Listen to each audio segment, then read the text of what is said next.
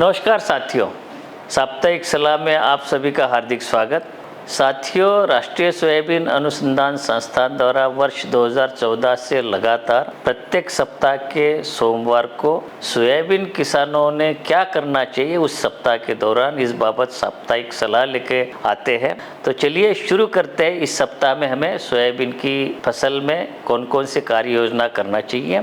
तो सबसे पहली बात, अगर आपने विगत 3 वर्षों में गहरी जुताई नहीं की है तो इस समय पे आप कर सकते हैं। प्रत्येक वर्ष करना यह जरूरी नहीं है, लेकिन यदि आप पिछले 2 वर्षों में नहीं की है तो इस समय पे कर सकते हैं। गहरी जुताई करने के बाद में कल्टीवेटर हम चला सकते हैं विपरीत दिशाओं में 1 या 2 बार, और अंतिम कल्टीवेटर करने से पहले जितनी भी हमारे पास कार्बनिक खाद है वो हम मिला सकते हैं और उसके बाद में बखरनी करें और उसके बाद में पाटा चला के खेत को हम तैयार करके रख सकते हैं। दूसरी बात, गोबर की खाद या कार्बनिक खाद कितनी हमें डालनी चाहिए। तो साथियों, पोषण प्रबंधन की दृष्टि से 5 से 10 टन प्रति हेक्टर गोबर की खाद या कंपोस्ट खाद हम डाल सकते हैं, या मुर्गी की खाद यदि हमें डालनी है या केचुए वाली खाद डालनी है तो 2.5 टन प्रति हेक्टर हम इसको अपने खेत पे गर्मी के मौसम में डाल के कल्टीवेटर चला के आप मिला सकते हैं। तीसरी बात, किस्मों के चयन की। मध्य प्रदेश का मालवा भाग, जहाँ पे एक साल में 2 या 3 फसलें कम से कम लेते हैं, जहाँ पे सिंचाई की अच्छी व्यवस्था है, तो ऐसे किसान जो सोयाबीन के बाद में सीधे गेहूं या चना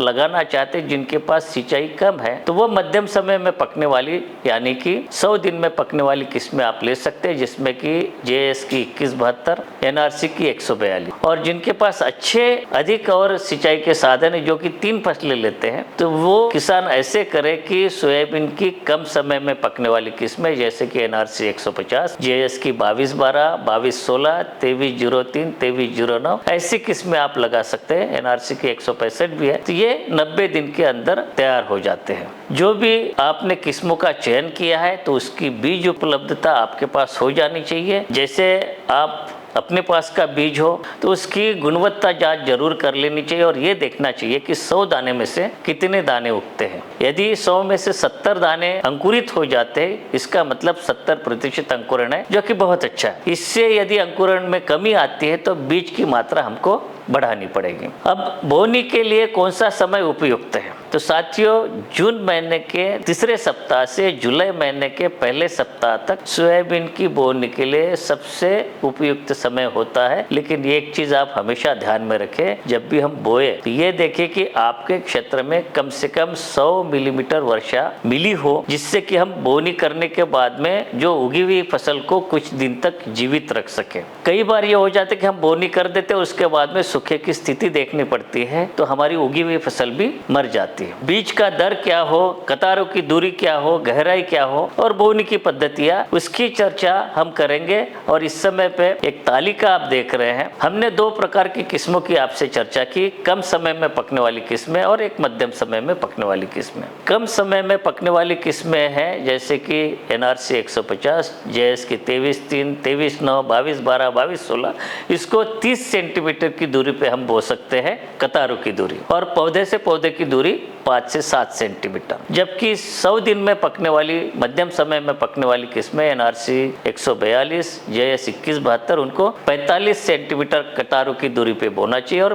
पौधे से पौधे की दूरी 5 से 10 सेंटीमीटर। अब दोनों का बीज दर भी इस प्रकार से होगा कि कम समय में पकने वाली किस्मों को आप 80 से 90 किलोग्राम प्रति हेक्टर आप बो सकते हैं, और मध्यम समय में 100 दिन में पकने वाली किस्में हैं जिसको कि हम 45 सेंटीमीटर की दूरी पे बोएंगे, उसमें 65 से 70 किलोग्राम प्रति हेक्टर, लेकिन न्यूनतम 70% यदि आपके बीज का अंकुरण है तब। एक और चीज आप ध्यान में रखें, बीज की गहराई, इसको अधिक गहराई तक नहीं डालना चाहिए, नहीं तो अधिक वर्षा होने की स्थिति में ये बीज सड़ जाता है। किसी भी वैरायटी की आप बोनी करते हो तो आप नमी संरक्षण तकनीकियां जैसे है BBF है, रीच फरो है, रेज बेड पद्धति, इसको अपना कर ही बोए, जैसे कि सूखे की स्थिति में हम लोग अपनी फसल को मरने से बचा सके।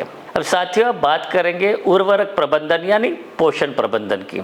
ये जो तालिका आप इस समय पे अपने स्क्रीन पे देख रहे हैं, उसमें 2 स्थितियां देखी जा रही हैं। पहली स्थिति ऐसे कि जो हमारा अनुशंसित पोषण प्रबंधन का डोज है 25, 60, 40, 20 किलोग्राम नाइट्रोजन, फास्फोरस, पोटाश और सल्फर, ये जो अनुशंसित मात्रा है, इसके 3 विभिन्न विकल्प है जैसे कि यूरिया, सुपर फॉस्फेट और पोटाश, या डीएपी के साथ में आपको सल्फर अलग से डालना पड़ेगा। तीसरा जो तरीका है मिश्रित उर्वरक यानी कि 12-32-16, क्योंकि इसमें नाइट्रोजन, फास्फोरस और पोटाश रहता है, सल्फर नहीं रहता, तो अलग से बेंटोनेट सल्फर डालना पड़ेगा। तो ये मात्रा आप इस समय पे देख रही है संतुलित उर्वरकों की मात्रा, इसमें सभी पोषक तत्वों का सही अनुपात मिला हुआ है। राइट साइड में आप दूसरा तरीका देख रहे हैं, इसमें हम कह रहे हैं कि राष्ट्रीय सोयाबीन अनुसंधान संस्थान द्वारा एक ऐसा कंसोर्शिया विकसित किया है जिसमें कि जो सूक्ष्म पोषक तत्व है या मुख्य पोषक तत्व भी है जैसे नाइट्रोजन, फास्फोरस है, उसको पौधे को उपलब्ध करने वाले एक जीवाणु बने हुए रहते हैं और ये हम बोनी के समय पे बीज को उपचारित करते हैं। तो कंसोर्शिया से जब हम उपचारित करते हैं तो जो भी अनुशंसित उर्वरकों की मात्रा है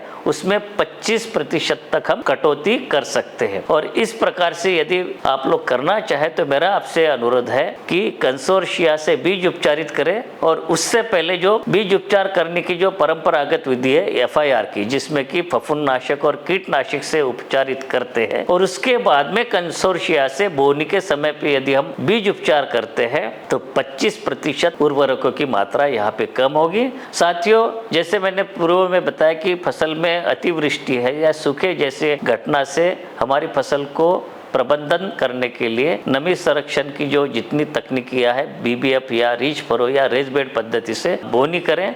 यदि इन मशीनों की आपके पास में उपलब्धता नहीं है तो परंपरागत सीड ड्रिल से भी आप बोनी कर सकते हैं, लेकिन आप अपनी सुविधा के अनुसार निश्चित क्रम से 6 कतारों के बाद में या 9 कतारों के बाद में एक देसी हल चला के आप नाली निकाल सकते हैं। अब बात करें कि बीज उपचार की, और इसमें कुछ ऐसी दवाई आई है, इसमें 2 फफूंदनाशक होते हैं और 1 कीटनाशक होते हैं। तो FIR का जो हम बीज उपचार का तरीका बताते हैं उसमें फंजीसाइड और इंसेक्टिसाइड एक ही दवा में मिला हुआ है, और एक दवा जिसका नाम है एजोक्सिस्ट्रोबिन, थायोफिनाइट मिथाइल और थायोमिथाक्सम, 10 मिलीलीटर प्रति किलोग्राम बीज इसकी मात्रा है, जिसको कि हम बोनी के समय पे उपचारित करें और उसके बाद में कल्चर या कंसोर्शिया से उपचारित करके आप बो सकते हैं। इस समय पे एक संपूर्ण तालिका आप देख रहे हैं, इसमें फफूंदनाशक, कीटनाशक युक्त जो दवाई है उसके और भी कई कॉम्बिनेशन या कुछ ऐसी दवाई है जिसमें कि केवल फफूंदनाशक है। ऐसी दवाइयाँ जैसे कि पेनफ्लूपेन प्लस ट्राइफ्लोक्सिस्ट्रोबिन है, कार्बोक्सिन प्लस थायरम है, कार्बोक्सिन प्लस मैंकोजेब है, इसमें कि केवल फफूंदनाशक होता है,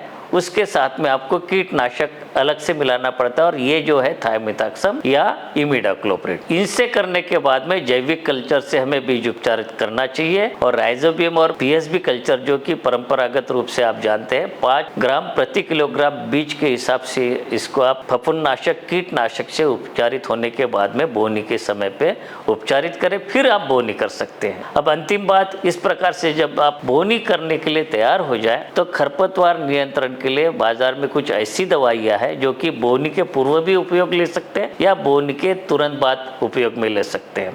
तो ऐसी दवाइयों की जो तालिका है इस समय पे आप स्क्रीन पे देख रहे हैं, इनमें से कोई भी आप ले सकते हैं और अपने खेत में बोनी के तुरंत बाद 72 घंटे के अंदर इसका छिड़काव कर सकते हैं। लेकिन एक चीज़ आप हमेशा ध्यान में रखें कि बोनी के बाद में खरपतवार नाशक का छिड़काव करने के लिए पानी की मात्रा पर्याप्त होनी चाहिए। यदि आप पीठ वाला स्प्रे या नैपसैक स्प्रेयर से करते हैं तो 450 से 500 लीटर प्रति हेक्टर इसकी मात्रा लगेगी, या ट्रैक्टर चलित पावर स्प्रेयर से कहते तो 125 से 200 लीटर प्रति हेक्टर पानी की मात्रा लगेगी। ये चीज़ ध्यान में रखें कि जब आप बोनी के तुरंत बाद उपयोगी खरपतवार नाशक दवा का छिड़काव करते हैं तो जमीन के प्रत्येक भाग में ये दवा छिड़काव गिरना चाहिए, नहीं तो जहाँ पे भी खाली रहेगी वहाँ पे खरपतवार उगने की संभावना होती है। तो साथियों, ये थी इस सप्ताह की साप्ताहिक सलाह। मिलेंगे अगले बार, तब तक के लिए आज्ञा दीजिए। नमस्कार।